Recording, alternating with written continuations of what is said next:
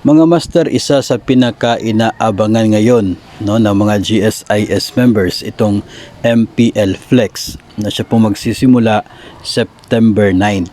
So ito po yung GSIS Memorandum Circular number 48 series of 2023. Ito ay tungkol sa MPL Flex program na siya nga pong inaabangan at hinihintay ng maraming GSIS members and borrowers. Sa episode na ito, pag-usapan natin ang maximum loanable amount na pwedeng ma-avail ng isang GSIS member dito po sa MPL Flex.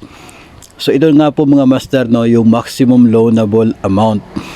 Yung BMS po dyan ay tumutukoy sa basic monthly salary. So yung basic po na sahod ng isa pong GSIS member. So yun pong inyong pwedeng mauutang ay depende sa inyo pong tinatawag na PPP or yung period with paid premiums. So yung ilang taon po na meron kayong premium payments sa GSIS. Kung napapansin po ninyo ay wala pong pagbabago dito sa maximum loanable amount ng MPL Flex kung ikukumpara natin doon sa nauna pong bersyon, ang MPL Plus. Ang pagbabago lamang dito ay ito pong 1 month na pwede nang makapag-avail ng MPL Flex.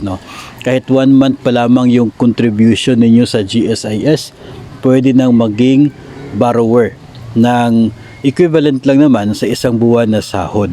So, nung dati kasi under the MPL Plus, 3 months po yung pinakamababang premium contribution para maka-avail sa MPL Plus.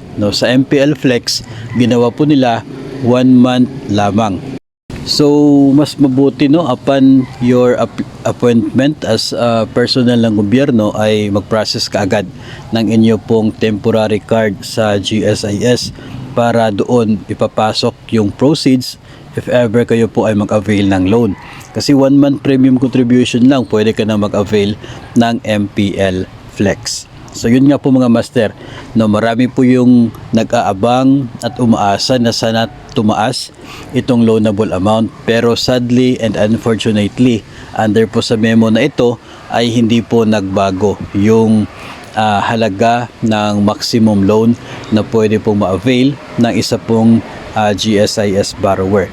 Tataas lamang po yung magiging loanable amount ninyo kung tataas din ang inyo pong basic salary at kung hahaba yung inyo pong PPP at para bang pupunta ka sa next level ng bracket po nila.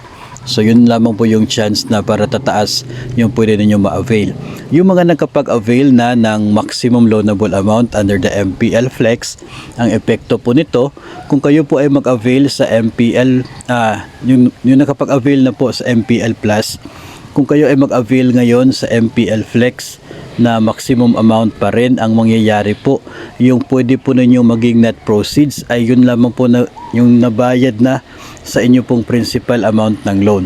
And less po yung service fee na 2% and any charges pa.